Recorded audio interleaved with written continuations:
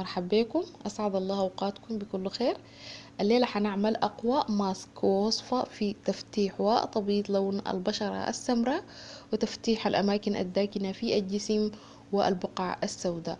وصفتنا بتعمل من التقليل من إفراز مادة الميلانين. مادة الميلانين هي اللي بتؤدي إلى اسمرار لون البشرة، وفيها مادة الجلابريتين. جلابريتين هي بتستخدم في معظم أنواع كريمات التفتيح.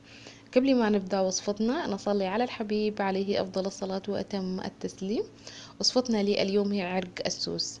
عرق السوس مرة مفيد للبشرة، فهو في مادة الجلابريتين اللي بتعمل في التفتيح السريع للبشرة وتخفف من إفراز مادة الميلانين اللي بتؤدي إلى اسمرار لون البشرة. ده هو عرق السوس، بيكون بهذا الشكل، في فوائد كثيرة وفيتامينات ومواد أو مضادة للأكسدة. كل هذه الأشياء مهمة للبشرة.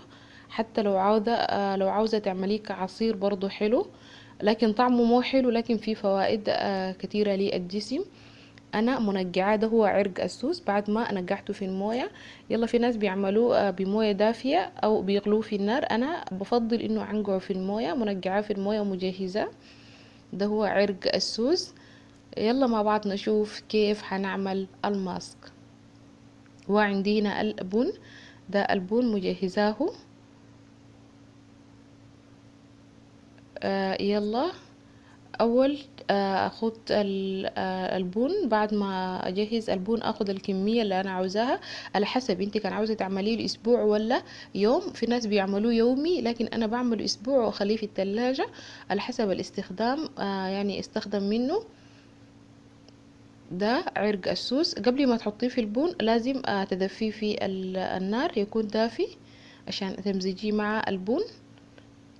يلا يا جيت امزجه، مزجته مع البن، امزجه تمام مع البن الين يديني قوام كريمي كده. يكون قوام كريمي عشان استخدمه ككريم.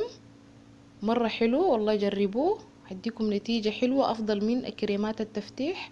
شيء طبيعي وحلو، وحتى منه بيستخدم كريمات التفتيح من عرق السوس. بيستخدموا بياخدوا منه مادة الجلابريتين، بيستخدموا في كريمات التفتيح. يلا هذا هو كريمنا، خلاص بقى جاهز للاستخدام. عملناه من عرق السوس كريم أفضل كريم للتفتيح لون البشرة.